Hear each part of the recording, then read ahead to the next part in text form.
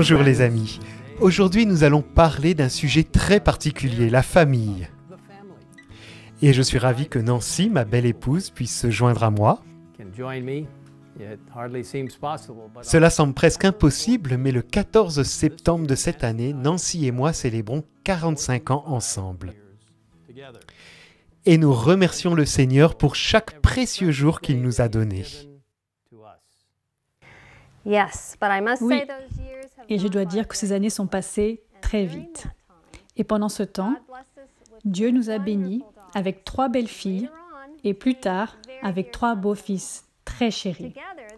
Ensemble, ils nous ont bénis avec 11 précieux petits-enfants. Nous sommes tellement reconnaissants au Seigneur et nous considérons la famille comme l'un des plus importants dons que Dieu fait aux êtres humains. Tout a commencé dans le jardin d'Éden lorsque Dieu a déclaré « Il n'est pas bon que l'homme soit seul ». Façonnant Ève à partir d'une côte prise d'Adam, Dieu la présenta à Adam qui déclara avec délice « Voici cette fois celle qui est faite des mêmes os et de la même chair que moi ». Et lors de la toute première cérémonie de mariage, Dieu a béni l'heureux couple, les encourageant ainsi « Reproduisez-vous, devenez nombreux, remplissez la terre et soumettez-la ». Bien sûr, nous savons que les choses ne sont pas restées ainsi parce que le péché a pu entrer dans cette première famille, affectant toute la race humaine. Cependant, Dieu avait un plan de salut.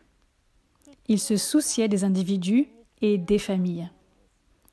L'espoir d'un futur sauveur a donné de l'espoir et du courage à nos premiers parents, et il continue à nous en donner aujourd'hui. Alors que nous vivons dans un monde déchu et que nous devons relever de nombreux défis qui en découlent, Dieu a conçu la famille pour qu'elle soit une lumière resplendissante pour lui. Nous lisons dans le beau livre « Le foyer chrétien », un livre que j'espère vous connaissez. À la page 15, la société est composée de familles et sera ce qu'en feront les chefs de ces dernières. C'est du cœur que procèdent les sources de vie. Et le cœur de la société, de l'Église ou de la nation, c'est la famille. Le bien-être de la société, les progrès de l'Église, la prospérité de l'État dépendent des influences familiales. Le foyer devrait correspondre à tout ce que ce mot implique. Nous lisons toujours dans le foyer chrétien, il devrait être un coin du ciel sur la terre, un endroit où les affections sont cultivées. Notre bonheur dépend de cette culture réciproque d'amour, de la sympathie et de la vraie courtoisie. La plus belle illustration du ciel est un foyer dirigé par l'Esprit du Seigneur. Bien sûr, on ne peut pas avoir le foyer que Dieu désire pour nous sans l'avoir comme élément principal. L'un des meilleurs moyens pour une famille d'y parvenir, c'est de prendre le temps, matin et soir, d'avoir un culte en famille.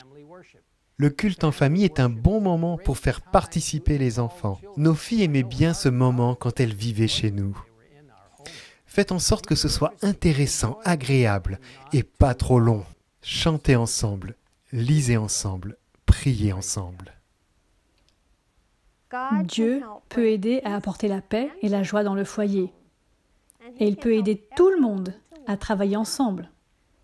Lorsque je pense aux familles et à la façon dont cela peut devenir très compliqué, alors que nous sommes entraînés dans tant de directions, je réalise à quel point il est essentiel que les enfants se sentent faire partie de la cellule familiale, qu'ils ne soient pas seulement des membres passifs dont on s'occupe et qu'on dorlote.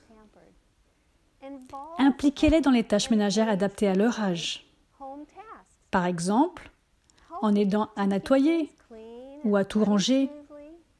Et vous savez, lorsque vous demandez quelque chose à un enfant, quand il est tout petit, il ne le fera peut-être pas comme vous l'auriez fait, mais il a besoin de l'expérience nécessaire de ranger ses jouets, d'essayer de faire son lit ou d'accomplir d'autres tâches adaptées à son âge.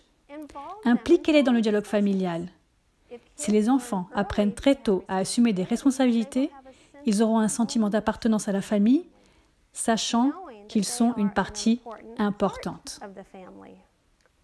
Alors que Dieu a conçu l'unité familiale, il a aussi créé une famille plus grande, la famille de Dieu, où nous sommes tous frères et sœurs en Christ. L'Église adventiste du 7e jour est une merveilleuse famille mondiale qui compte plus de 21 millions de membres dans le monde entier. L'une des joies que Nancy et moi avons éprouvées en voyageant dans divers endroits, bien sûr avant la pandémie du coronavirus, a été de découvrir de première main la joie de cette famille mondiale en Christ. En fait, nous pouvons maintenant aussi en faire l'expérience à travers diverses activités de sensibilisation par voie électronique.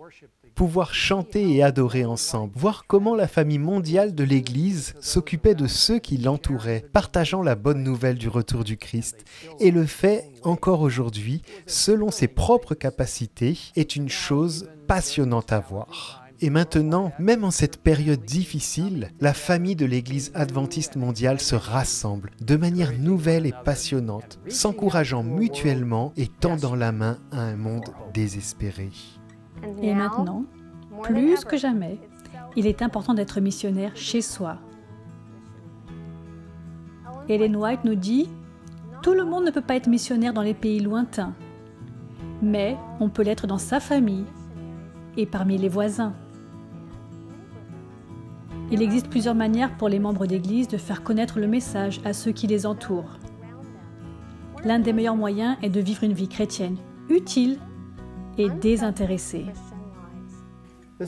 C'est une merveilleuse façon pour nous tous, en tant que membres de la famille de Dieu, de nous rassembler pour le servir, à travers l'implication totale des membres. En fait, la semaine prochaine est la semaine de la famille. Organisée par le département de la famille de la Conférence Générale, c'est une occasion particulière de mettre en lumière la famille, à la fois comme individu et comme Église. Des ressources documentaires sont disponibles sur le lien ci-dessous. Que le Seigneur vous bénisse et vous encourage maintenant, sachant que vous faites partie de sa famille, que vous êtes son fils, sa fille, et que nous sommes tous frères et sœurs en Christ.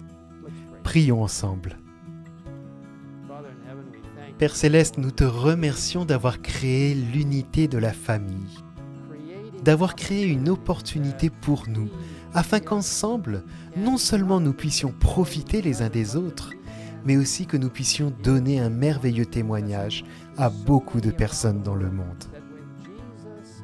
Que lorsque Jésus est au centre de nos vies et de nos foyers, tu puisses faire de nos familles l'un des moments de témoignage les plus puissants de la planète. Merci de nous avoir écoutés. Et Seigneur, bénis-nous de façon particulière cette semaine en tant que famille. Et que nous puissions être une famille qui se concentre chaque jour sur l'union, grâce à ta puissance, jusqu'à ce que nous te voyions revenir sur les nuées, pour être chez nous, pour toujours, dans la précieuse famille de Dieu. Nous te le demandons au nom de Jésus. Amen.